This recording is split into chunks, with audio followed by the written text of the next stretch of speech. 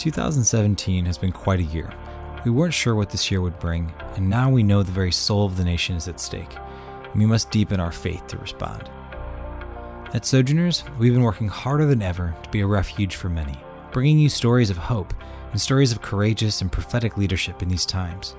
But all of this wouldn't have been possible without your help, so we want to share what you've helped us to accomplish this year. Through our magazine and online content, we've seen some of our largest audiences ever in our 45-year history. This year, we've reached over 5 million readers through our online and social platforms, with stories such as For Our White Friends Desiring to Be Allies, breaking readership records. We also launched an incredibly successful Reader Stories series on healthcare, immigration, and how we all responded to the 2016 election. And people are yearning for Sojourners magazine in their homes, churches, and universities too. With a 20% increase in subscriptions this year, we continue to tell important stories, such as Confessions from a Former White Supremacist and church planning and gentrification. We've also had an explosion of multimedia content, with nearly 10 million views of our videos and live streams since the election.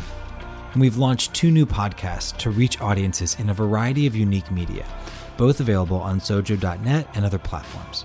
And this year, we were honored with more than 20 awards for our religious news coverage and design. Even the New York Times and Washington Post covered the work that we're doing.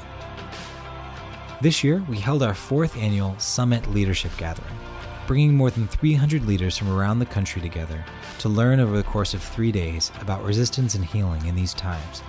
Key influencers like Palestinian-American activist Linda Sarsour and renowned author Margaret Atwood spoke about activism today and how our work can be sustainable. Our advocacy work has continued to bring important issues to the attention of leadership in Congress and the church.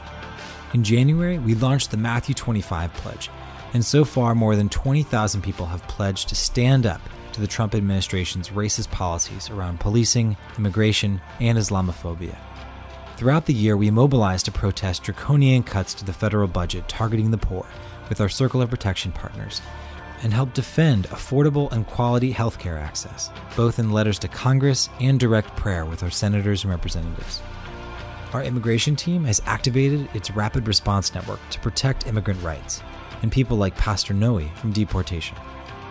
Earlier this year, we helped organize faith coalitions with the People's Climate March, and have hosted hundreds of activists and partners at our office throughout the year, starting with those coming for the Women's March in January. Our Women and Girls program helped convene a Speak Out Sabbath event with more than 150 congregations across the country, leading them to speak out for survivors of domestic violence. We've also raised awareness for criminal justice reform, with magazine articles and faith-rooted advocacy work on the Hill with congressmen and women. It's been a busy year, and we want to thank you for all your support and working alongside us at a time when the needs are so urgent. It's people like you that keep our mission alive. Thank you, and know we won't stop fighting for justice.